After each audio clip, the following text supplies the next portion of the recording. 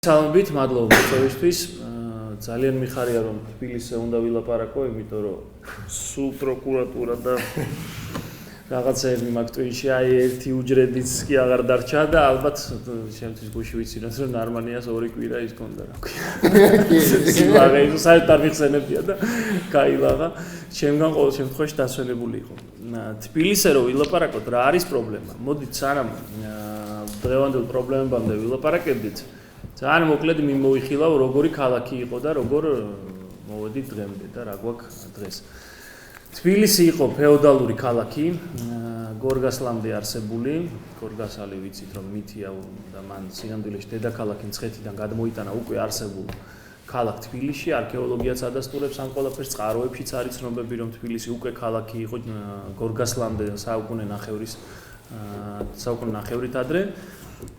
რატომ შეარჩია, როგორ შეარჩია ეს საკე ამბავი არის, ბოლომდე პასუხი არ მაქვს, რატო გადმოიტანა გორგასალმა მცხეთიდან თბილისში დედაქალაქი. ზუსტად არ ვიცი. ხოხობი და ის რაღაცეები, ჩახოხბილები რო არისო ეს ნამდვილად ასეა, უბრალოდ რახან ამ ადამიანმა სტატუსი აუმაღლა თბილისს, ჩემი აზრით, მადლიერმა თბილისელებმა დაარსების ლეგენდაც მივაბით მას. ფეოდალური იყო და ძირითადად ქალაქი იყო თავდაცვაზე ორიენტირებული. ამიტომ დიდად ვერ იზრდებოდა, იყო გალავანში ჩაკეტილი ქალაქი და ამის გამო ბევრ ურბანულ ფუფუნებაზე უარს ამბობდა ხოლმე, მაგალითად ფართე ქუჩებზე, მაგალითად გამწვანებაზე, მაგალითად დიდ მოედანზე, ვრცელ მოედნებზე, რასაც სხვაგან ხვდებით და ამის დასტურია უბრალოდ უნდა გაიაროთ გალავნიდან გალავნამდე სივრცე, ანუ თავისუფლების მოედნიდან აბანოთ უბნამდე, ვიცით ხო ეს კაპილარული ქსელი ლესელიზის აღმა და დაღმა, ანუ ზემო და ქვემო კალაში არის ძალიან ვიწრო ქუჩები, ერთმანეთზე მიბჯენილი სახლები და ძველ ფოტოებზეც რო დააკვირდეთ, ან თუნდაც ტურდეფორის და შარდენის კრაიორაზე სიმწვანე საერთოდ არ ჩანს. საერთოდ ერთი სალიხი არ დგას ძველ თბილისში, იმიტომ იმდენად ან სულ გვინგრევდნენ ამ სახლებს, ერთსართულიანზე მაღალი სახლი არ იყო, ბანიანი სახლები იყო, ორსართულიან სახლს უკვე სასახლე ერქვა. ძველ ფოტოებზე მონიშნულია მაგალითად ორბელიანთა სასახლე. რა შეხედავთ, იმას რომ ბიძაჩები შუქრის უფრო კარგი სახლი აქვს სამტრედიაში, რომელიც ერთი ჩვეულებრივი სახლია სინამდვილეში, ვიდრე ორბელიანი სასახლე. აი, ძალიან უხერხული სახლი არის დღევანდელი გადასახედიდან. იმიტომ რომ გვინგრევდნენ. და ყველაზე ძველი დღეს თბილისში არის ქუჩათა ქსელი და ყველაზე ღირებული და აუთენტური არის. თვითონ ქუჩათა ქსელი, რომელსაც რატომღაც ვერ ვაფასებთ და სარდაფები. იმიტომ რომ ზემოდან რომ დაანგრევდნენ ხოლმე, მერე ისევ შენდებოდა სახლები. სარდაფებს არ ერჩევდნენ, სარდაფების დაანგრევა ეს ნოუ-ჰაუა ჩვენი. უბულავას დროიდან დაიწყო და ახლა გრძელდება, რომ ძველ თბილისში სარდაფები ამოდის ხოლმე ბულდოზერების მეშვეობით და იქ მთლიანად კვალი იშლება ამ სიძველის. რა ჩვენ რა ვიცი. ცოტა ველურობაზე კი არა და შეიძლება ბევრ ველურობაზე მეტყველებს.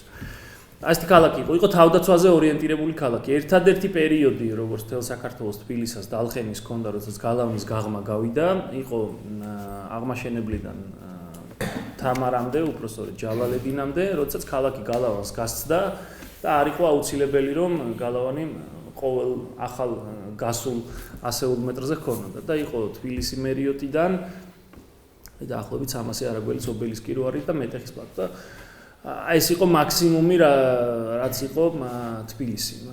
შემდეგ დაინგრა და ვიცით რომ ბოლოს აღამ ახმად-ხანი მოვიდა აბსოლუტურად ყველაფერი დაანგრია. ასეთი თბილისი დახვდა სრულიად ნანგრევებში ჩაძირული დახვდა რუსებს დახვდათ. ახლა მოგწონს არ მოგწონს მეც ძალიან ბევრ ამას შევცვლიდი ხო ალბათ ყველას გვი ფანტაზიორია ჩვენთვის წარმოსახვაში რომ აი ხა აღამ ახმად-ხანს ტყვიან ფრქვევით დავხვდებით და ტანკით და იმას გავაგდებ ამას გამოვაგდებ უფრო ბიჭები ალბათ და ასე იყო ყოფილიყო, ну, რაც არის ის არის, სამწუხარო ის არის, რომ ჩვენი ქალაქისთვის ოქროს ხანა იყო რუსეთის იმპერიული პერიოდი. ეს მოგწონს, არ მოგწონს ასე არის. ძალიან პატარა ძველი დანგრეული თბილისი, რომელიც დახვდათ რუსებს და რომლის აღდგენა ვერ მოახერხა ერეკლეს იმდენად ერიდებოდა, ვიცით ხო ეს ამბავი. თბილისისთვის თვალის გასწორება 95 წლის სექტემბრის აოხრების შემდეგ, რომ თელავში ცხოვრობდა და თელავში გარდაიცვალა, თბილისში ვეღარ ჩამოდიოდა 3 წელი. თბილისი ჩააბარა აღსადგენად გიორგის თავის შვილს, რომელიც ის იყო, რა ქვია, ყველაზე ყოჩაღი იყო, მაშინ როდესაც ერეკლე გარდაიცვალა, ვიცით ეს ამბავიც ხო, როდესაც ტახტი უნდა ხელში ჩაიგდო. აი მაშინ ვერ ცნობდნენ თურმე, ისე დატრიალდა ჯარასავით და დაბზრიალდა და მანამდე იყო ბოთე და მისი მწერილები მოქალაქეებთან რო წაიკითხოთ, გული მოგიკვდებათ, როგორ ვერ აღადგენს ქალაქს და ხან ვის ეხვეწება ფული, მას ესხე რომელ ვაჭარს, რომელს იმას და მოკლედ ვებშვერ თავი სასახლის აღდგენაც დაიწყო, მეტეხის გვერდზე მე მუშებს დაეცათ მეხი ორი მუშა მოკვდა და მე ის სასახლეც არ აღადგინა, არადა თამარის პერიოდის სასახლე, ყველაზე მეტად რაზეც გული მწყდება. გიორგის დროს ძველი ისტორიული სასახლის აღდგენა დაიწყო და მის გამო აი ღმერთმა ნიშანი მომცავა, იმასაც შეეშვა. აი ეს ნანგრევებში დაძირული ქალაქი დახვდა და რუსებმა დაიწყეს რუსულმა მმართველობამ დაიწყო ქალაქის განვითარება. სქემატურად და ქაოტურად ვითარდებოდა. თუ მმართველი იყო урбанულად კარგად გათვითცნობიერებული, პროცესი მიდიოდა კარგად, თუ არ იყო კარგად გათვითცნობიერებული урбанულად, ისე რა. მაგალითად ვოროცოვი იყო არაჩვეულებრივი урბანისტი, ლონდონში განსწავლული, შემდეგ ოდესაში გავარჯიშებული და ოდესიდან თბილისში ჩამოსული, თან ყავდა მთელი გუნდი ჩამოყვანილი არქიტექტორების, ქალაქ გეგმარებლების და მან პირველად სოლაკის რეგულარული ქუჩათა ქსელი თბილისს რო დახედო ზემოდან, აი ამ ტერიტორიაზე რუსთაველიდან აბანოთუნან თვალში გეცემათ სოლოლაკის ქუჩათა ქსელი, პარალელური და პერპენდიკულარული ქუჩები, რომლებიც ერთმანეთს კვეთს, ძალიან ზუსტად არის დაქსელილი და რელიეფს მორგებული მაქსიმალურად. ეს იყო პირველი და ეს იყო ვორონცოვის დამსახურება. მაგალითად ვორონცოვმა შემოიღო წითელი ხაზები, რომელსაც სხვა შორის ძალიან ეურჩებოდნენ ქალაქში, ყველას უნდა ადრე იყო ვისაც როგორ უნდა ისე გამოწევდა შენობას. ვორონცოვის დადგენილი იყო წითელი ხაზი ყველასთვის უნდა ყოფილიყო და ერთმა სომეხმა მღვდელმა მაჩაბელის ქუჩაზე გამოწია მხოლოდ და ამასთან დაკავშირებითაც დიდი სკანდალი იყო. მაგრამ ქალაქს არანაირი განვითარების ხედვა არ ჰქონდა. ჰქონდა კარგი урბანული ხედვები ვორონცოვს, მაგრამ არ ჰქონდა იმდენად კარგი ხედვები მაგალითად ბარიატინსკის ან ვორონცოვ დაშკოვს და აი ესე იყო, ვინც მოახერხებდა ის აკეთებდა, მაგრამ რაიმე ხედვა ქალაქის განვითარების ნამდვილად არ ყოფილა. ქალაქი გამარჯვებათ, მიდიოდა ინერციით. თუმცა იმის გამო რომ იყო ეკონომიკური აღმავლობა მთელი მე-19 საუკუნის განმავლობაში, ხან აღმასვლა, ხან დაამასვლა, მაგრამ ყოველ შემთხვევაში სტაბილურობა იყო, ქალაქს თავდასხმა არ ქონია, არ აოხრებულა ესეთი აღმავალი ვითარება იყო. რეალურად ამიტომ ძალიან ვითარდებოდა და გაიწელა მტკვრის, ძირითადად მტკვრის აღმა. და ამაზეც ისეთია, ჩემთვის მიფიქრია ხოლმე, რატომ არ წავიდა მაგალითად სამხრეთისკენ, სოღალუღისკენ.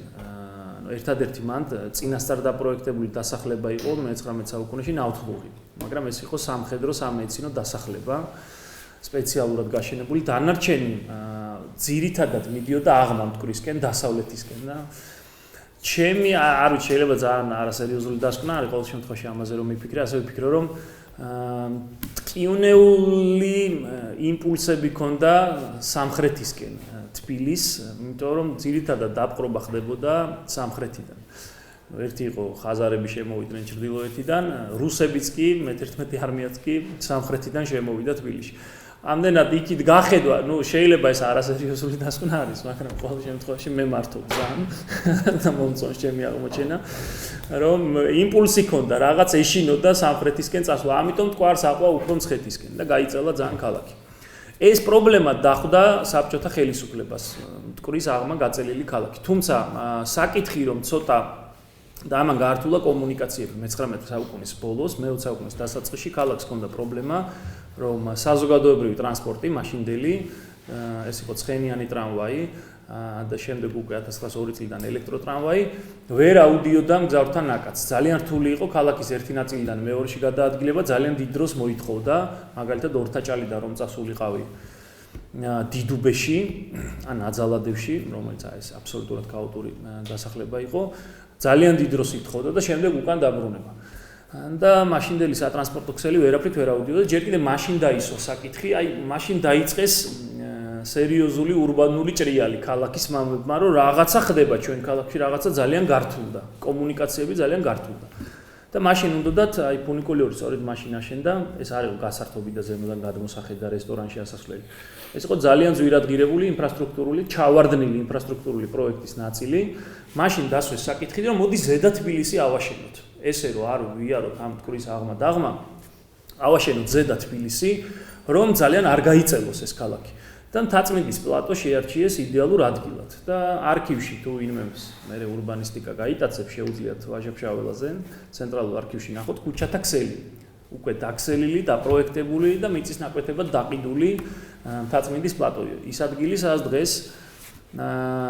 დღეს არის მთაწმინდის პარკი ბომბორა ერთ დროს რომ სტალინის სახელობის კულტურისა და დასვენების პარკი იყო ეს ადგილი შეარჩიეს ქალაქისთვის ის უნდა ყოფილიყო ზედა თბილისი და კომუნიკაციის საშუალებად მოიფიქრეს რომ ერთი კოჯრიდან ამავალი გზა ძალიან რთული იყო მისადგომო და ყველაზე ეფექტური იქნებოდა ფუნიკულორი ანუ სამთო ტრამვაი წარმოიდგინეთ იმ პერიოდში 1905 წელს გაიხსნა ეს დღეს ორმო ვერ ამოგვივსია ხო რეალურად აი ორმოები ვერ ამოგვივსია და რა მასშტაბის პროექტი განხორციელდა თან ეს იყო კერძო ინვესტიცია რა მასშტაბის პროექტი განხორციელდა 110 წლის წინ ზუსტად 110 წლის წინ წარმოიდგინეთ რა გაქანების მშენებლობა იყო ეს აბსოლუტურად წარმოუდგენელი ამ ხო დღესაც რო ადიხარ გეშინია და წარმოიდგინეთ 110 წლის წინ თავიდან რო გაიხსნა ფუნიკულორი ფულს აძლევდნენ პირველ კლიენტებს არავინ არ ჯდებოდა და ფულს ოხდიდნენ რომ ასულიყვნენ იქ და რა ჩამოდიოდნენ დაბერებულები იქიდან იმიტომ რომ როგორია ნელ-ნელა რო ადიოდეს ფუნიკულორი და ზედა თბილისი უნდა აშენებულიყო მაგრამ როგორც ყველა დეველოპერულ პროექტს როგორც ჩვენთან მაგალითად 2008-ში მოხდა ომმა და არეულობებმა ძალიან სერიოზული დარტყმა მიაყენეს. ეს პროექტი ჩავარდა იმიტომ, რომ 1905 წელს თელს რუსეთის იმპერიაში და განსაკუთრებით თბილისში და კავკასიაში დაიწყო პირველი რევოლუციური გამოსვლები და ნუ მოკლედ მაუზერის და ნაგანის ტრიალი სადაც არის, იქ დეველოპერული პროექტები ნაკლებად ვითარდება. ამიტომ ეს პროექტი ჩავარდა, დარჩა ეს მხოლოდ ფუნიკულორი, სამთო ტრამვაი, რომელთვისაც რა ფუნქცია მიენიჭებათ არ იცოდნენ, იქ მე ერთი დუქანი დადგეს და ну ბოლოს ეს ქურდიანების არაჩვეულებრივი რესტორანი. ჩემი აზრით, ერთ-ერთი ყველაზე ბრწყინვალე არქიტექტურული რამ საქართველოში რესტორანი 30-იან წლებში აშენებული, თუ არ ვწდები 32 წელს დამთავრდა მის მშენებლობა. მივიღეთ და ძალიან ლამაზე თუმცა ქვემოდან ეპარება რაღაცა უშნო სახლები. მამა დავითამდე უკვე ასული, იმედი იქამდე არავა ბოლომდე, მაგრამ ჯერ კიდევ კარგი სანახავია. ეს ყველაფერი. ამის შემდეგ მოვიდნენ ბოლშევიკები. აი ესეთი ქალაქი იყო გაწელილი, აი ესეთი ინფრასტრუქტურული პროექტი ჩავარდნილი. ქაოტური იყო განაშენიანება უზარმაზარი, რომელიც იყო არანაირ ურბანულ წესსა და კანონში არ ჯდებოდა, ნაძალადევი.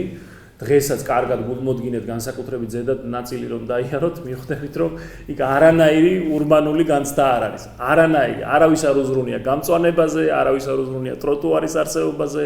არის ძალიან საინტერესო ელემენტები, მაგალითად არ ვიცი, სოფლიოში თუ არის სადმე ქუჩები, რომელზეც ტალავერი არის. მინდი რა ძალიან მომწონს, ძალიან რაღაცა სიმყუდროვეს ქმნის, მაგრამ წარმოიდგინეთ ქუჩა, რომელსაც ყურძენი გადადის ესე ხეივანი. სადაც ტროტუარი ყველას თავისთვის აქვს მოღობილი. აი ესე პირდაპირ მიდიხარ და მოღობილი და სკამი არის. ну საოცრებები ხდება დღესაც კი ვერ გამოსწორდა არა და უზარმაზარი ძალისხმევა დაახარჯეს ბოლშევიკებმა კომუნისტებმა რომ ეს მუშათა რაიონი და მათი აკვანი რაღაცნაირად რაღაცისთვის დაემსგავსებინა ძალიან დიდი ენერგია დაახარჯეს დადიანის ქუჩას ადრე ოქტომბრის ქუჩა ერქვა ხო ოქტომბრის ქუჩას რომ რაღაცისთვის დაემსგავსებინათ 20-იან წლებში დაფაცურდნენ ბოლშევიკები, მაგრამ მაშინ ხელისუფლებაში მოსული ხალხი თვითონ ვერ იყო დიდი გაქანების, იცით ხო? უფრო რაღაცა პროკლამაციების დაბეჭდა ეხარხებოდა ვიდრე სერიოზული საკითხების გადაწყვეტა. მაგრამ და თბილისიც ისე იყო, არის ალბომი ძალიან საინტერესო, საბჭოთა თბილისის 10 წელი, არაჩვეულებრივი ალბომია, დიდი და მაშინ კარგი კულტურა იყო მე-19 საუკუნეშიც და ნუ კომუნისტების მმართველობის პირველ წლებშიც, რომ ყველაფერზე ფოტოალბომებს გამოსცემდნენ ხოლმე. მაგალითად, ჩელუსკინელების ხიდის მშენებლობისა და გახსნის ფოტოალბომი და ნებისმიერი სხვა კარგ ღონისძიებასთან დაკავშირებით ფოტოალბომები გამოიცემოდა და ნუ ეს ძალიან მომწონს, იმიტომ ამან ძალიან თვალნათლივ შემოგვინახა ქალაქის განვითარების სხვა ეტაპები. ეს კულტურა ჩვენთან ახლა დაკარგულია და არც აღგება ახლა სენტიმენტალურად გვინავთ ხოლმე ჩვენ თბილისის მოყვარულები რომ აი კაი იქნება და მაგრამ ეს არასდროს არ მოხდება Facebook-ის და იმის ეპოქაა და ფოტოსაც აღარავინ არ ბეჭდავს რამდენადაც ვიცი. ხო ყველას ერთი სულე Facebook-ში გამოაქვეყნოს გადაღებული ფოტო. ბევრი ვერაფერი იქნეს, აი მასშტაბურად ვერაფერი შეცვალეს. კარგი შენობები აშენდა, ძალიან საინტერესო შენობები აშენდა, მეტნაკლებად მოწესრიგდა სივრცე. ნუ გამოვტოვე მე როგორც მიხვდით დამოუკიდებლობის პერიოდი, იმიტომ რომ მაშინ რამდენიმე ქუჩას გადაარქვეს სახელი, ეს იყო და ეს არაფერი არ მოხდა, ეს იყო ინერციის შენარჩუნება, იმიტომ რომ ძალიან რთულ დღეში იყო. ყველა მიცით ხო, არაერთი ომი გადაიტანა 2 წელიწადნახევრის განმავლობაში. მაშინდელმა საქართველოს კიდე კარგად გაართვეს რაღაც საკითხებს თავი. მიწის რეფორმა გაატარეს, კონსტიტუცია მიიღეს, არაჩვეულებრივი რაღაცები გააკეთეს თბილისში და საქართველოშიც. კიდე გიკვირს კაც რომ როგორ გაიტანა დენიკინს ომნენ და მოუგეს თურქები რამდენჯერმე მოიგერიეს სომხებთან ომი იყო და ნუ წარმოვიდგინე აჩი და აჯანყებები იყო დუშეთში იქნებოდა თუ ლეჩხუმში და კიდევ კარგად გაართვეს ბევრ ამის თავი. თბილისში იყო ინერცია მხოლოდ და ორი სახელი შეცვალეს ტოპონიმიკაში დაამკვიდრეს ორი სახელი რომელიც დღემდე ძალიან კარგად არის შემორჩენილი. ერთი რომ რუსთაველის გამზირი დაარქვეს გოლოვინსკს და ამას უბრალოდ მოგიყვებით თქვენთვის რომ იცოდეთ ძალიან საინტერესოდ მოხდა ეს. ცისფერ ყანწელები იდგნენ 18 წლის გაზაფხულზე პიონერთა სასახლესთან და მაშინდელ თბილისში 200,000 კაცი ცხოვრობდა და ესენი დაადგნენ პაოლოიაშვილი, კრიციან ტაბიძე და ყველას ეუბნებოდნენ გავლენს რომ იცით რუსთაველი დაარქვეს თურმე გოლოვინსკს. იცით რუსთაველი დაარქვეს თურმე გოლოვინსკს და ეს ისე აგორდა რომ თბილისის საბჭო შეკრებილა და გოლოვინსკს რუსთაველი დავარქვითო. ბენია ჩხიპიშვილი მაშინდელი ქალაქის და ძალიან დაბრეული იყო თურმე რომ გონიო გოლოვინსკს დავარქვით რუსთაველი თვითონაც დაიჯერეს და იმ დღესვე მიიღეს და 18 წლის გაზაფხულიდან არის გოლოვინსკი რუსთაველის გამზირი. და მეორე ძალიან საინტერესო ტოპონიმი დაამკვიდრეს, რომელიც დღემდე ცოცხლობს და ჩვენ ყველაზე მაგარ მეფეს ეურჩება დავით აღმაშენებელს, ეს არის პლეხანოვი. მაშინ გარდაიცვალა პლეხანოვი და ნოე ჟორდანიამ მოკლედ თელი ტაშისკვრით დაარქვა იმას რა ქვია მიხეილის გამზირს, მიხეილ რომანოვის იმპერატორის ბიძის პატივსაცემად იყო ეს აშენებული. იმ კაცს უკავშირდებოდა ორივე ქუჩა, მიხეილის გამზირი და ქვედა კამო, ორი პარალელური მაგისტრალი, ერთ ერქვა მიხეილის გამზირი, მეორეს დიდი მთავრის, ნუ ერთ და იგივე ტიპის. საავადმყოფოს ხო, მიხაილოვს ეძახიან, მაგრამ მიხაილოვსკაია ბალნიცა, ისე როგორც ალექსანდროვსკის სააბ და ალექსანდროვსკის ეძახიან. მოკლედ ეს ორი ტოპონიმი მე შევიკება, ერთი ეს შეცვალეს და ისიც ძალიან მყარად დარჩა სხვათა შორის. და ეხლა ძალიან უცნაურ ამას ვიტყვი, მაგრამ გირჩევთ რომ წაიკითხოთ საჯარო ბიბლიოთეკაში ბერიაზე რაღაცებს ვეძებდი ადრე ეხლა სადღა მაგის ფუფუნება.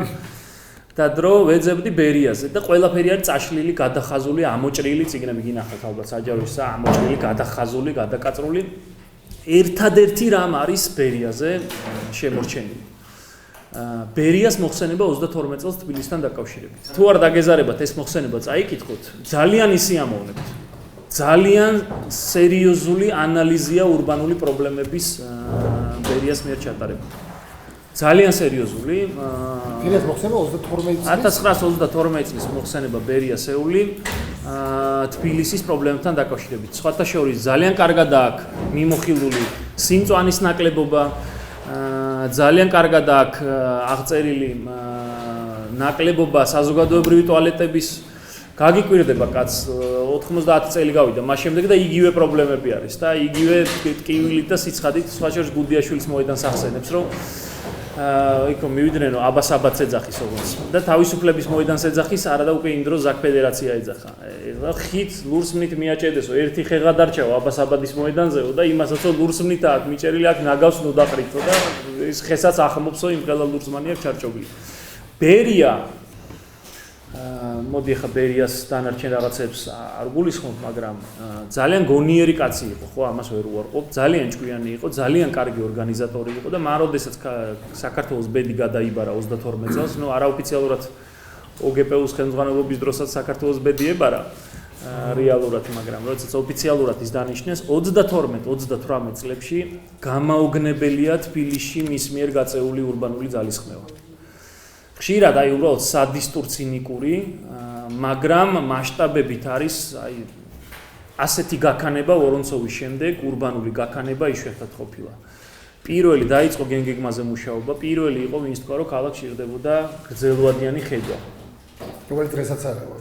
დღესაც არ აქვს. მან და რომ მოიხედეს მაშინ ვიცით ხომ ტექნიკური რესურსი, ინტელექტუალური თითქმის არ არსებობდა. აი ხა თელი ძველი თბილისი რომ დავიაროთ ორადორი შენობა არის ქართველი არქიტექტორის 1920-იან წლებამდე აშენებული. ორად ორი შენობა. ერთ და იგივე არქიტექტორი სიმონ კლდიაშვილის. ერთია უნივერსიტეტი და ერთი უნივერსიტეტის გადაღმა, ეხა ის არაჩვეულებრივი შენობა უკვე აღარ ჩანს. ფიქრის გორაზე მისივე საცხოვრებელი სახლი, რომლის მხოლოდ ელემენტი გადარჩა, სულ მიაშენეს, მოაშენეს და ერთი კოშკი გაჩანს. ისიც ოხუმიდან ჩამოვიყვანეთ სიმონ კლდიაშვილი. იმდენად არ ყავდა ტექნიკური ინტელექტუალური რესურსი.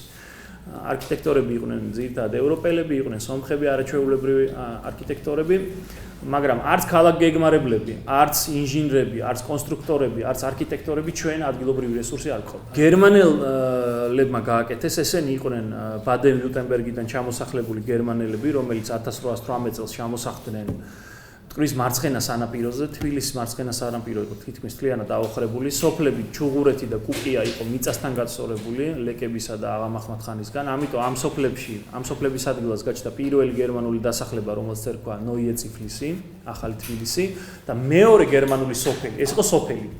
სოფლების ჩუღურეთის და კუკიას ადგილას. აი დღევანდელი პლეხანო-ვორონცოვის ადგილას. და მეორე სოფელი, რომელიც ძალიან კარგად არის შემორჩენილი სხვათა შორის და ყველას გირჩევთ რომ დაათვალიეროთ გულმოდგინეთ. იქ ძალიან ბევრჯერ გაგიuliათ, უბრალოდ ალბათ მაგ თვალით არ შეგიხედავთ. ეს არის სანტრედიის ქუჩის მიდამოები.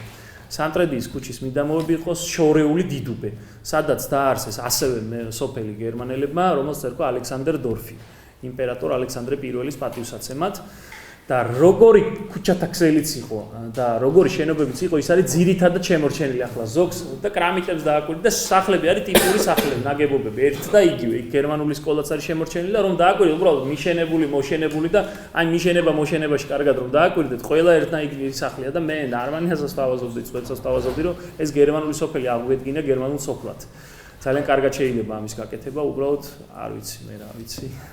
ვის როგორ გაშევთავაზო ხოლმე, არის ეს გულში ვინახავთ, თქვენს გეუბნებით, თუ გაახერხებთ, არ იქნება ცუდი. არაჩვეულებრივი იქნება, სანამ კიდევ არის ეს შემორჩენილი. რამდენიმეს განვითარება შეიძლება მაინც, რამდენიმე შენობის, რომ იქ რაღაცა პირვანდელი სახე, ფოტოები არის შემორჩენილი ამ სახის და ძალიან მარტივად შეიძლება რესტავრატორთა ოცნება იმის აღდგენა. გერმანელები იყვნენ როგორც ამ წიაღიდან გამოსული გერმანელი არქიტექტორები, ასევე ჩამოყვანილი გერმანელი არქიტექტორებიც. მაგალითად, ძალიან უყვარდა გერმანელების ჩამოყვანა ყველა დარგში დავით სარაჯიშვილს, რომელიც თავად გერმანიაში განსწავლული იყო და თავისი საცხოვრებელი სახლი კარლ საარს ააშენებინა იმის მაჩაბლის ქუჩაზე და ძალიან საინტერესო ამბავია, რომ ქაშუეთის ეკლესია არის გერმანელი არქიტექტორის აშენებული ბილფელდის, ლეოპოლდ ბილფელდის, რომელიც ასევე ჩამოიყვანა სარაჯიშვილმა. იყვნენ ადგილობრივი თბილისელი გერმანელებიც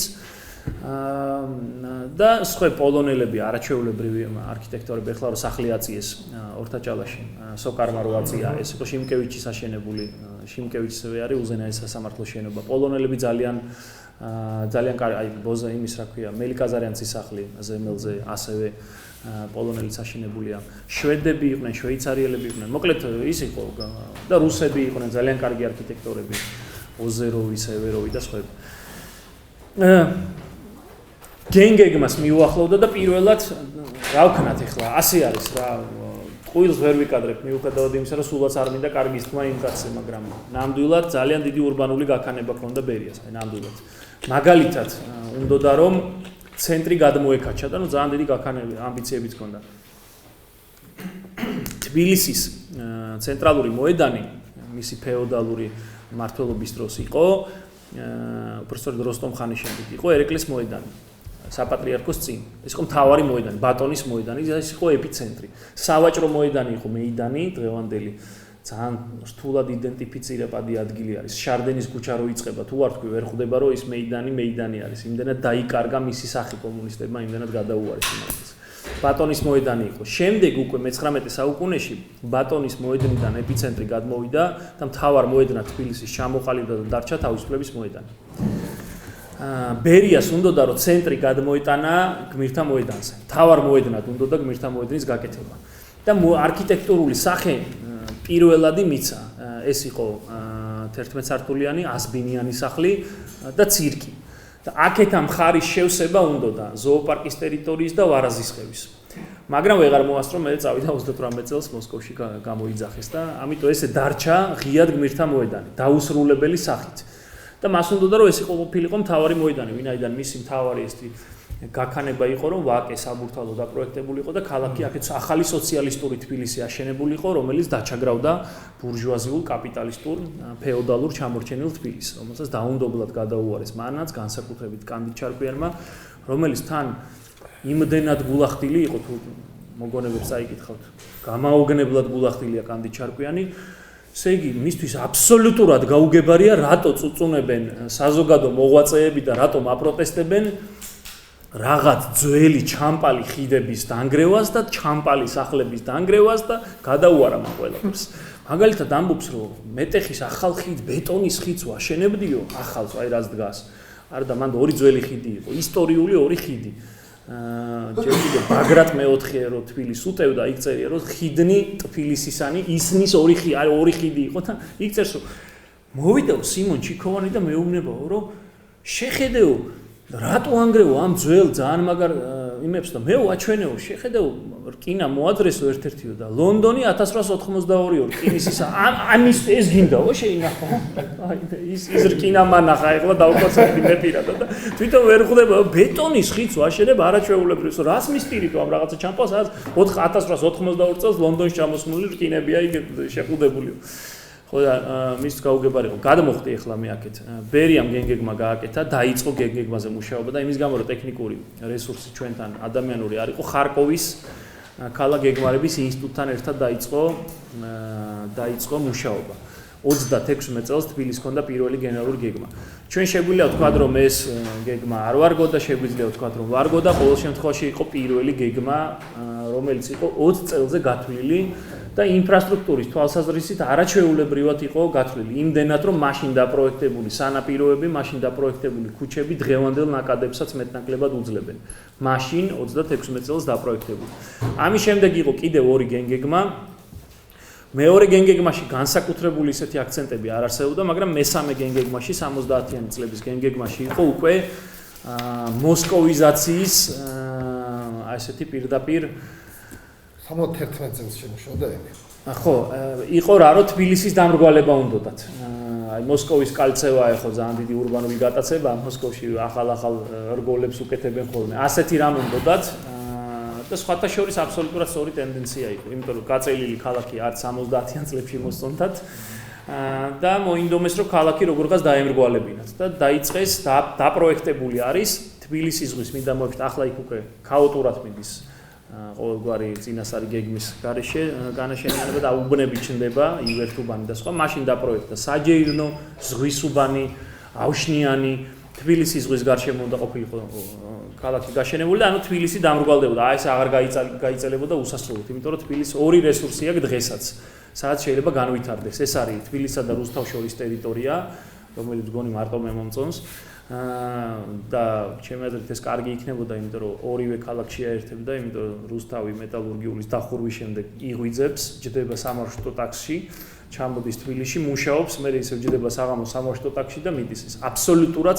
სატელიტი არის თბილისის რუსთავი ამდენად საქმიანი ცენტრის გადატანა როგორღაც თბილისსა და რუსთავს შორის ნუ ეს ჩემი მოსაზრებებია ხა ეს სადაოა ბევრი დათვლა და ანგარიშება ჭირდება ამ ყველაფერს საქმიანი ცენტრისგან თბილისის განტვირთვა თბილისის ცენტრის განსაკუთრებით რუსთაველი იქნება ეს თუ ვაკე აიმის აქედან გატანა საქმიანი ცენტრი აიმ შუაში სადაც რელიეფი არაჩვეულებრივია ძალიან მარტივად შეიძლება კომუნიკაციების გაყვანა რუსთავსაც ამოასუნთქებდა ზედმეტი მგზავრობისგან თბილისსაც ზედმეტი მგზავრთნაკადისგან განტვირთავდა და საერთოდ ქალაქსაც ძალიან კარგად განტვირთავდა ან მეორე ტერიტორია არის 70-იან წლებში განაშენიანებისთვის შერჩეული მონიშნული და დაპროექტებული თბილისის ზღვის ტერიტორია. სამხრეთით რესურსი აღარ არის, იმიტომ რომ ძალიან რთული რელიეფია, კოჯორი, ტაბახმელა, წავკისი და თან რეკრეაციული ზონებია, რომელიც აუცილებელია თბილისისთვის და ნუ იქით კიდე ავჭალისკენ უკვე რესურსი აღარ არის, პირდაპირ მცხეთასთან არის უკვე მიახლოებული ქალაქი.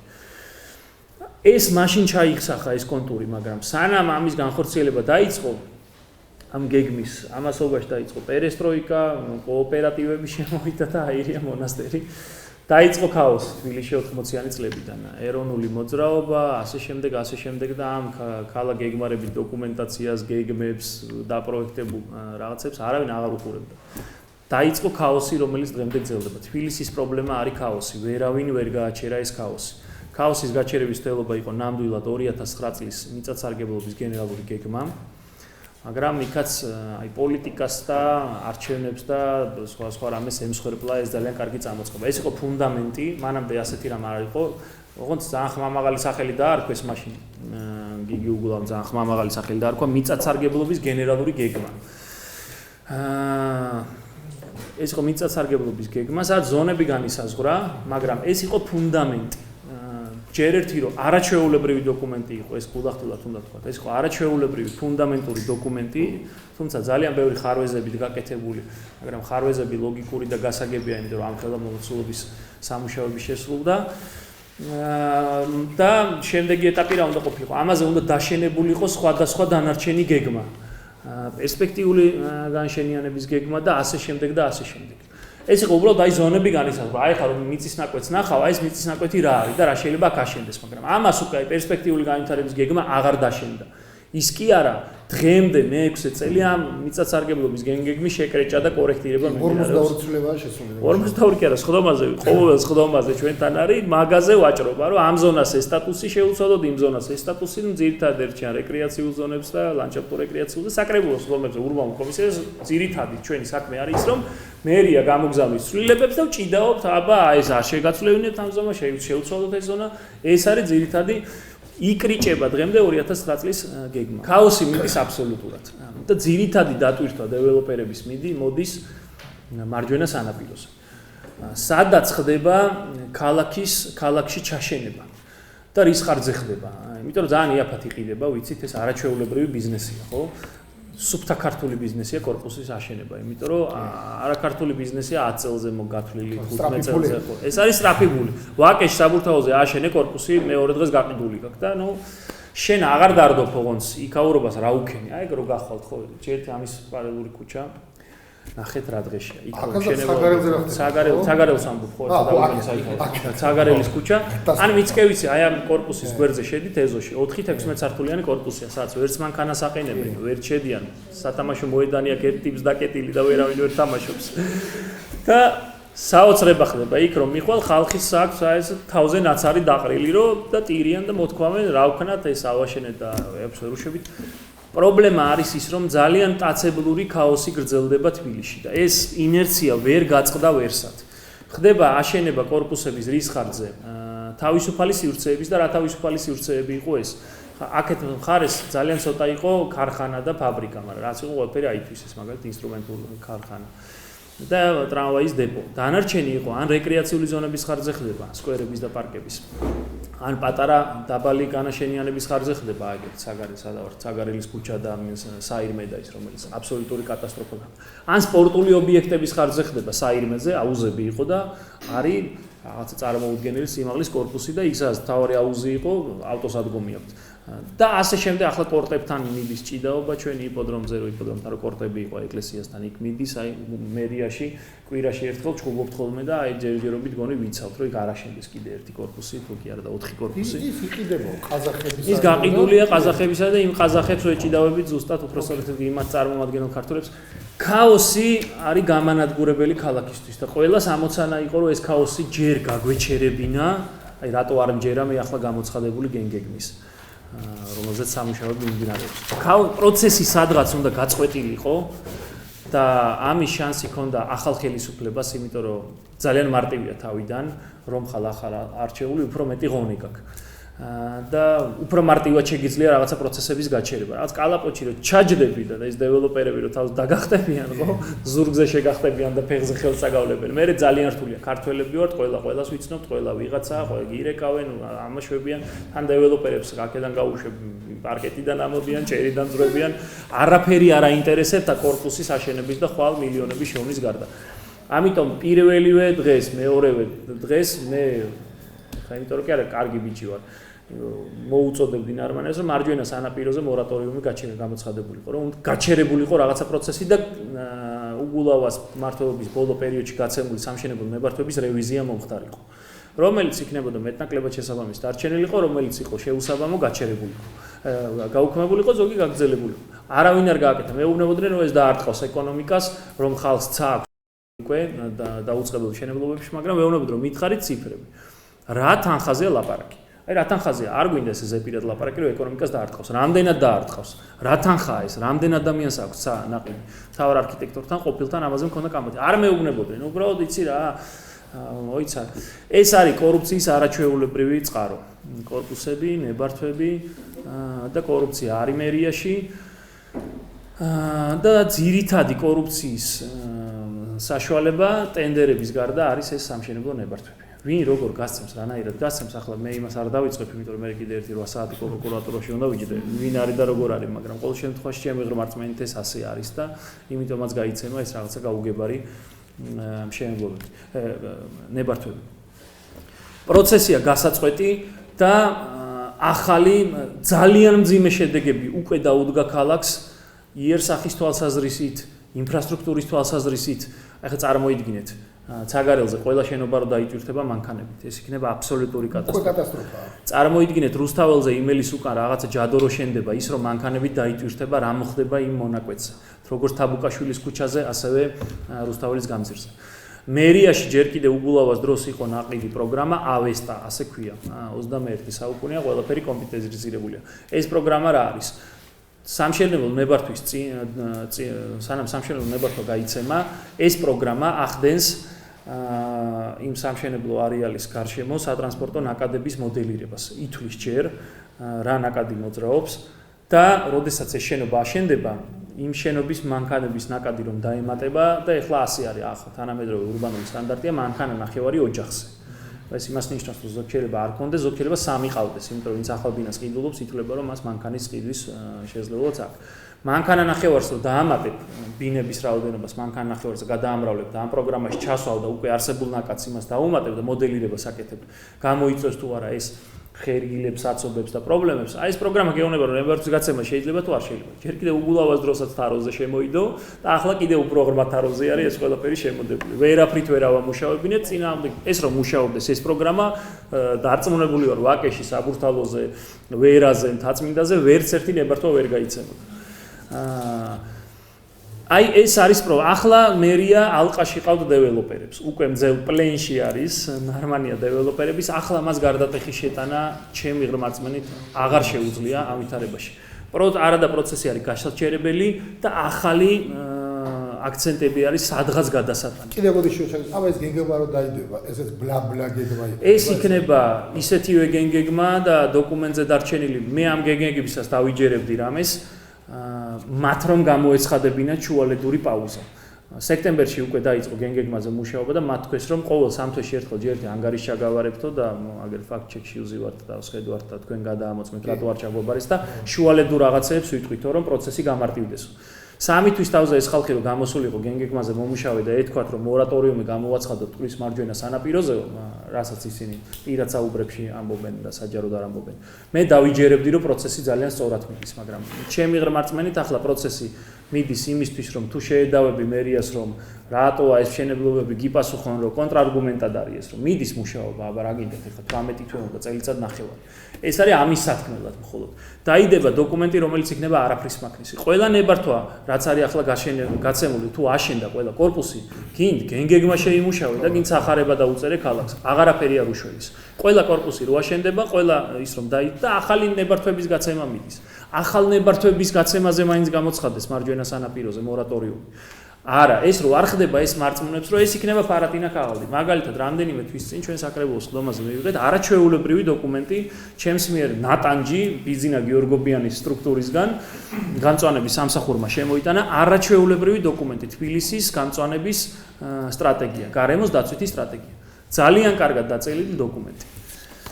ეს არანაირი მსჯელობა არ იყო საკრებულოში. ვარ მოგვიტრიალდნენ რამდენიმე დეპუტატს და კი, შინ დაი და დავაჭირეთ ხელი და მივიღეთ ეს დოკუმენტი. იქ წერია ისეთი რამეები, რომელსაც ვერ აკეთებს ქალაქი. კი პირიქით, საპირისპირო რაღაცეები ხდება. ნებართვების გაცემის დროს, რეკრეაციული ზონებისთვის სტატუსის მოხსნის თვალსაზრისით. არა და ეს უნდა იყოს სახელმწიფო სტრატეგია არის.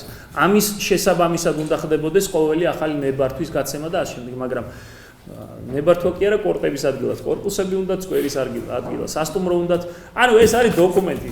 უცხოელი რო კითხავს, რო ჩამოვა დელეგაცია, სადღაც რომელიმე გადამწვანებული ქალაქიდან გითხავენ რომ თქვენ გარემოს დაცვის იმაზე მუშაობთ კი ჩვენ აი დოკუმენტი გვაქვს ხო უფ რა კარგია დოკუმენტი რო გაქვთ რომ ჰაერი იყოს ჯანსაღი მტკვარი იყოს სუფთა შიდა მდინარეები იყოს მოვლილი და ასე შემდეგ და ასე შემდეგ გამონაბოლქვის კონტროლი ხდებოდეს და გვაქვს კი დოკუმენტი გვაქვს რა ძალიან მაგარი ხო და არ მუშაობს რეალურად ვერ მუშაობს ეს დოკუმენტი ასეთივე იქნება გენგეგმა არ მინდა ეხლა წინასწარ გოდებდე და მაშავდე მაგრამ კიდევ ერთხელ ვამბობ ამის სიმპტომებს იძლევა ის რომ შუალედური არაფერი არ თქმულა პროცესი არ გაწყვეტილა სამშენებლო ნებართვები ჯოჯოხეთური ისევ გაიცემა რეკრეაციულ ზონებს სტატუსი ისევ ეხსნება ლანდშაფტო რეკრეაციულ ზონებს სტატუსის მოხსნაზე ისევ არის ვნებები და სურვილები ანუ საერთო ჯამში ქაოსი გრძელდება თუმცა რაღაცა მორიდებული დოკუმენტები მუშავდება კიდევ არის ძალიან საინტერესო რამ რაც ძალიან ცუდ მენეჯმენტზე მეტყველებს თბილისის მერიის. გენგეგმაზე მუშაობა მიმდინარეობს, ისტორიული ქალაქის განვითარების გეგმაზე მუშაობა მიმდინარეობს, რაც თავისთავად კარგია. და ახლა უნდა დაიწყოს მუშაობა სატრანსპორტო სქემის გენერალურ გეგმაზე. და ეს სამი დოკუმენტი არადა თავისთავად ამ გენგეგმაში უნდა იგულისხმებოდეს ყველაფერი. სხვადასხვა ჯგუფები მუშაობენ და ჩემი ინფორმაციით მათ არანაირი კომუნიკაცია ერთმანეთთან არ აქვს. რაღაცებს აკეთებენ, მაგრამ ეს რაღაც კორელაციაში ერთმანეთთან არ არის. პანორამა არის საერთოდ ახალი გენგეგმა თბილისის მე რომ გითხოთ რა. პანორამა ამოატრიალებს თბილისს ისევ გენგეგმიდან გამომდინარე. გენგეგმა რა არის? ეხლა ეს არ არის კიდევ ერთხელ ვამბობ, ვინმე რო გკითხავს გაგვთო და გვაქვსო რო უთხრათ. რა არის გენგეგმა? რა შეიძლება და რა არ შეიძლება არის გენგეგმა. და სად შეიძლება და სად არ შეიძლება. ნებისმიერ ევროპულ, ამერიკულ ქალაქთან რომ მიხვიდეთ, მუნიციპალიტეტს პირდაპირ გამოდებული აქვს და აი გაინტერესებთ რაღაცა მიწის ნაკვეთი, ან გაინტერესებთ რაღაცა შენობა, რომელიც გინდათ იყიდოთ, ან ნაკვეთი სადაც რაღაც აშენოთ. აი იქ რომ მიიტანთ მაუსს, ისარს, მოგიგდებთ სრულ დოკუმენტაციას. გეტყვით ის ადგილი. აქ ამის აშენება შეიძლება, ამის აშენება არ შეიძლება. აი ასეთის აშენება შეიძლება, ასეთის არ შეიძლება. აი ეს შენობა, რომელიც თქვენ გაინტერესებთ რომ იყიდოთ, ეს არის ძველი შენობა და აქ ეს შეიძლება, ეს შეიძლება, ეს შეიძლება, მაგრამ ეს არ შეიძლება, ეს არ შეიძლება, ეს არ შეიძლება. და იმისთვის რომ თქვენ ეს იყიდოთ და განახორციელოთ ის რაც შეიძლება, უნდა მიბრძანდეთ და ეს დოკუმენტაცია წარადგინოთ. აქ. აი ეს არის გენგეგმა, ძალიან მარტივად რო ვთქვა. სად რა შეიძლება და როგორ შეიძლება. აი ამის დოკუმენტი არის გენერალური გეგმა. არდა ჩვენთან როგორ არის ხო? იყიდე корпуსი და ხედი გაქვს მე-16 სართულზე. აი ყურები თბილისი, რა ვიცი, პანორამა. მეორე დღეს არავის არა გარანტია რომ არ ამოვაკიდე უფრო დიდი корпуსი წინ. გენგეგმა აწესრიგებს ამას რომ მე რო ვიყიდე ეს 20 წელი ვიცი რომ წინ არ ამომივა корпуსი. ძალიან ხალხურად რო ვთქვათ, რომ მე რო ხედით მაქვს ბინა ნაყიდი, უცბად მეზობელი საცვლების ამარა არ დამიდგება იმ ხედზე ყოველ დილით ან ყოველ საღამოს მუნშტუკით ხელში. ძალიან მარტივად რო ვთქვათ. გენგეგმა არის ეს ქალაქის ხედვა. გენგეგმამ ისტორიული ქალაქის განვითარების გეგმამ უნდა დადოს აქცენტები, უნდა დადოს უფლებები, უნდა შეზღუდვებიც და შესაძლებლობებიც. ამ გენგეგმამ უნდა გვითხრას რომ ახალი დიდი მასშტაბის მშენებლობები სად შეიძლება ან სად არ შეიძლება. ჩემი ღრმა რწმენით მტკვრის მარჯვენა სანაპირო, რომელიც ინტენსიურად არის ინფრასტრუქტურულად დატვირთული, უნდა განითვირთოს. და ეს დეველოპერული აქცენტები უნდა გადავიდეს სადღაც. იმიტომ რომ რუსები რომ მოვიდნენ, კიდე რეტროსპექტივა რომ მოვახდინოთ, მათ ძალიან ევიწროვათ და არ მოეწონათ დანგრეული ფეოდალური თბილისი, ამიტომ ურბანული აქცენტები გადაიტანეს სხვაგან. თავისუფლების მოედანი, ღრმა ქალაქგარეთი იყო, გარეთუბანი ერქვა. თავისუფლების მოედანს ერქვა გარეთუბანი. გადმოიტანეს თავისუფლების მოედანზე, გაანაშენიანეს რუსთაველის გამზირი, წამოვიდნენ თაწმინდისკენ, გერმანელების მეშვეობით განაშენიან და მტკვრის მარცხენა სანაპირო კუკია, ჩუღურეთი. შემდეგ კიდევ უფრო წამოვიდა და ვაკემდე მოვიდა 1907 წელს გახდა ვაკე თბილისის ნაწილი, ოღონდ ერთ-ერთი უნივერსიტეტი იდგა, იქ და არავის იქ შვილის გაშვება უნდა, ტურები შეგვიჭამენო იწა. მელიებზე სანადირო იყო დღევანდელი ვაკე. შემდეგ კომუნისტები რომ მოვიდნენ, მათ საბჭოთა თბილისის მშენებლობა გააჩაღეს იქ სადაც მელიებზე და ტურებზე ნადირობდნენ, საბურთალოზე, რომელიც იყო ჭაობი და არის ეს საბურთალოზე გიჟი თუ წავიდოდა ვინმე თორე ისე არავის იქ საქმე არ ქონდა, ბაღები ქონდათ და ვენახები ქონდათ.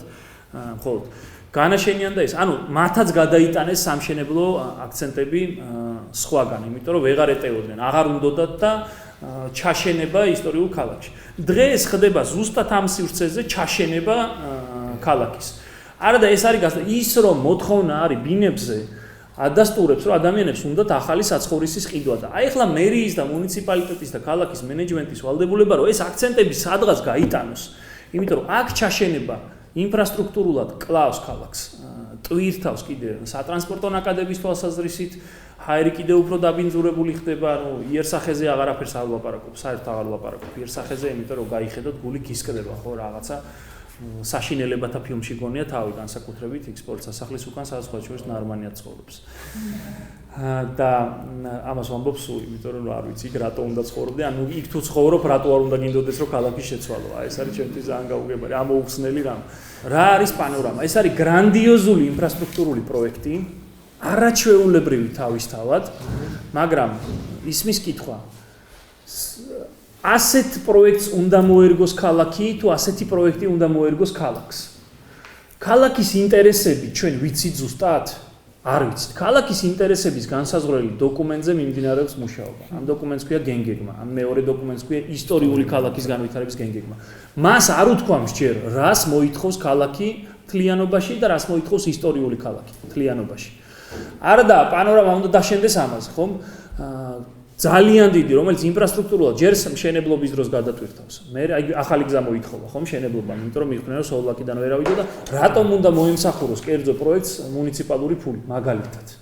შეიძლება ასეთი რამ, შეიძლება მუნიციპალიტეტმა წაახალისოს ახალი უბნების მშენებლობა და დეველოპერებს რო ცხოვრება გაუმჯობესოს, გზები გაიყვანოს, მაგალითად ზღვის უბანში, თბილისის ზღვის მიდამოში ან თბილისსა და რუსთავში.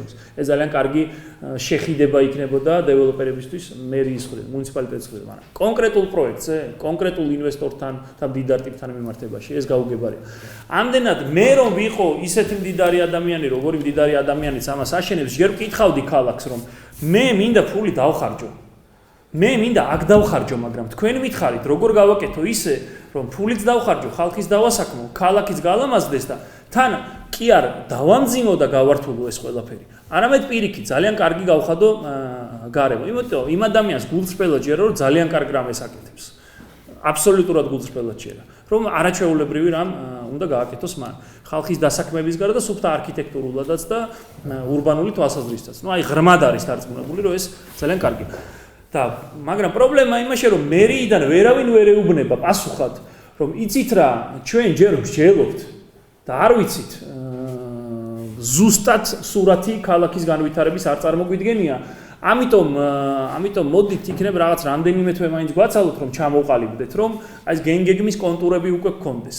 რომ აი დავაჩქაროთ ეხლა და იმიტომ რომ პირველად დოკუმენტი უკვე უნდა დადონ, უკვე დადებულიც უნდა იყოს ამ ჯგუფის ამაში ასე ვერავინ ვერ უბედავს თქმას, რომ მოდით ვიმსჯელოთ, რომ აქ თუ სხვაგან მე ღრმად ვარ დარწმუნებული, რომ მტკვრის მარცხენა სანაპირო, სადაც საერთო ჯამში უნდა ახალი ქალაქი გავიდეს და განვითარდეს და ასეთი პროექტები იქნებოდა არაჩვეულებრივი ბიძგის მიმცემი იმ აი პირდაპირ შემოიშენებდა გარშემო დანარჩენ პროექტებს. ისეთი კარგი იქნება სხვაგან ესეთი გაქანების პროექტი. სხვა შორის, ასეთი კარგი იყო ურბანული აქცენტის გადატანა, ის კაცი მე არასოდეს გულზე არ მეხატებოდა, არც მეხატებოდა. ანუ მერაბიშვილმა შინაგან საქმეთა სამინისტრო გაიტანა იქ, სადაც გაიტანა, სადაც ინფრასტრუქტურა განვითარდა იქ, რაღაცა გამოცოცხლდა იქ, ვიღაცა ხაჭაპური საწყობი გააკეთა, ვიღაცა კაფე გააკეთა. ასეთი პროექტი, ისევე როგორც მაგალითად ეხა საერთოდ არ იყო ჩაფიქრებული, რომ იმ უბნის გამოცოცხლებისთვის ყოფილიყო და იქ უძრავი ქონების განვითარებისთვის და პატარა ბიზნესთვის ხელშეწყობისთვის, მაგრამ სამების ეკლესიამ გარშემო გამოაცოცხლა უბანი. იქ არავინ არასდროს არ იყო ნამყოფი. იყო ელია ხოჯევანკის უბანი და თბილისელი ტაქსისტების, ძველი ტაქსისტების გარდა იქ არავინ არ ადიოდა ადგილობრივი მოსახლეობის გარდა. მაგრამ სამების ეკლესიის გარშემო იმ ასასვლელსაც დააკვირდით, სულ მაღაზიების მწკრივი გაჩნდა, გზა წესიერად დაიგო, უძრავის ქონების ფასი გაიზარდა, სამი სამართო ადგილი გაჩნდა, რომ სამების ეკლესიასთან სიტყვა და საქმეში ჩახედეთ, როგორ არის პირდაპირ დავუს სამების ეკლესია და ქონების ფასი არის ძალიან გაზრდი. ასეთი პროექტები, დიდი მშენებლობები ძალიან კარგად უწყობენ ხელს, სტიმულს აძლევენ განვითარებას და იუსტიციის სახლი ჩემი გულის ტკივილია, იმიტომ რომ არქიტექტურულად მომწონს, მაგრამ ადგილი სადაც არის შერჩეული, არანაირად არ მომწონს. ეს შენობა რომ წასულიყო იქ, სადაც ახალი თბილისი, წარმოიდგინეთ, იუსტიციის სახლი, შინაგან საქმეთა სამინისტრო შენობა, თბილისის მერია გასატანი, ღრმად ვარ დარწმუნებული ჯერ შენობა, საბურთალო ჯერ საშინელ ადგილასაა და შიგნით სივრცე არის კატასტროფული, რაღაცა ვიწროთ ერეფნები დადიხარ იქ და სულ ოთახები, არანაირი საერთო სივრცე, ჩაკეტილი რაღაცა. ეს უნდა გაიტანო და თუ იქნება სახელმწიფო მშენებლობები, აი იქით არის გადასატანი, რომ აი ეს რაღაც განიტვირთოს ცენტრი და საქმიანი ცენტრი სადღაც წავიდეს. აი პანორამა თბილისის იქნებოდა მარგალიტი ამ და ეს თავის მილებსაც ავაგორებდით იქ სადღაც და რიყეზე რომ ამიტომ ასე არ უყურებს არავინ რა. ჩვენთან რა არის ეს ქაოსის განსაზღვრელი რა არის, რომ კონკრეტული მდიდარი ტიპი კარნახობს ნებისმიერი მდიდარი ტიპი, დეველოპერი, ეხლა ყველა ივანიშვილის გაქანებისა ვერ არა თქო. დიდარი ტიპები კარნახობენ პირობებს ქალაქს. ამის კლასიკურ ნიმუშს გეტყვით მირზაშაფის ქუჩა. კონკრეტულმა ადამიანმა იყიდა სივრცე და აი ბოლოს რა მოხდა? დავანებო თავი უგულავას დროს, რომ ძალიან ცუდად მოხდა იქ ყველაფერი ერთ ღამეში დაანგრიეს შენობები, სისხლის სამართლის დანაშაული აქვს ჩადენილი კულტურული მემკვიდრეობის ძეგლის ნუსხაში რომ შეხვიდეთ, წერია რომ მირზაშაფის 16 ნომერში დგას კულტურული მემკვიდრეობის უძრავი ძეგლი. შენობა საერთოდ არ არსებობს, რომ მიყვალთ იქ აფერი არ არის. ისე დაანგრიეს, რომ არ სტატუსი მოუხსნეს და დემონტაჟის ნებართვას არ გასცეს. ეს არის სისხლის სამართლის დანაშაული. თუმცა პროკურატურაში იმტვერება ამ თავრობის დროსაც ის ჩვენი განცხადება ერთხუთჯერ შეტანილი. დაინგრა და ახლა რა მოხდა? კარგი ძველი მთავრობა იყო, არ მოგწონდა გაუშვით ბედნიერები ვართ, გავიხარეთ 1 ოქტომბრის ღამე. რა მოხდა ახლა? ამ ინვესტორმა და მერიას ვეუბნებოდით, რომ მირზაშაფის ქუჩა იმდენად მნიშვნელოვანი ქუჩა ისტორიული ქალაქისთვის, იერსახის განსაზღვრელი, რომ გამოცხადდეს კონკურსი, ღია არქიტექტურული კონკურსი, რომელიც წესიც და კანონიც ადრე იყო, ახლა აღარ არის. ვისაც როგორ უნდა ისე აშენებს ძალიან მნიშვნელოვან ადგილებშიც კი. და რა გააკეთა თბილისის არქიტექტურის სამსახურმა? სიტყვა შემოტყუება. კონკურსი გამოაცხადა თბილისის არქიტექტურის სამსახურმა, მაგრამ კონკურსის პირობები დააწერინეს ინვესტორს. აი ეს კონკურსი ხო გამოვაცხადეთ, რომ ეკამათებოდით თავარ არქიტექტორს ყოფილს, ხო გამოვაცხადეთ ეს კონკურსი, აი წარმოიდგინეთ, იგივე ამბავია, რომ პრემიებზე უარი თქვა საკრებულომ და დაინიშნა დანამატები. რო ეუბნები, რომ და რატო იღებთ ამდენ მას რა ქვია შრომის ანაზღა პრემიებს ხო არ ვიღებთ ძმა. აი ზუსტად ის ისტორია, რომ ინვესტორმა თქვა, რომ აი ივანიშვილის გაქანების არა, მაგრამ რა გაქანებისაც აი თავისი ჯიბის პრიზმიდან უყურებს იმ ადგილს. ყველა თავისი ჯიბის პრიზმიდან უყურებს და აქ სიმართლე რო გითხრათ, ივანიშვილის ან მირზაშაფის ინვესტორის ან სხვა დეველოპერების და ინვესტორების ბრალი კი არა. მე ყველაზე ნაკლები პრეტენზია მათთან მაქვს. პრეტენზია მე მაქვს ქალაქის ხელისუფლებასთან, რომელიც პირობებს ვერ კარნახობს და პირიქით პირობებს იმათ აკარნახებინებს და მათ აძლევს საშუალებას, რომ პირობები უკარნახონ ქალაქს. აი ამაში არის პრობლემა. ჩვენ ავირჩიეთ ხალხი, რომელსაც არ აქვს იმის შნო, რომ წინაღობა გაუწიონ და პირობები უკარნახონ და უთხრან, რომ ეს შეიძლება, ეს არ შეიძლება. მაგრამ ეს პირობები უნდა იყოს ჩამოყალიბებული, გასაგები, ღია, გამჭვირვალე. ამას ქვია გენერალური გეგმა. ჩვენ შეგვიძლია დავარქვათ, რა ვიცი, თბილისის ლექსი ან თბილისის პოემა, მასტერ პლანი ქვია ზოგან გენგეგმა ქვია, რომ გენგეგმა საბჭოურია, შეგვიძლია სხვა რამე დავარქვათ, მაგრამ ყოველ შემთხვევაში ქალაქ გეგმარებითი და ქალაქ განვითარებით დოკუმენტი არ გვაქვს. მუშაობა მიდის, მაგრამ იმ მუშაობის მიზანდასახულობის მე პირადად არ მჯერა. რატომაც არ მჯერა ეს ყველაფერი გითხარით.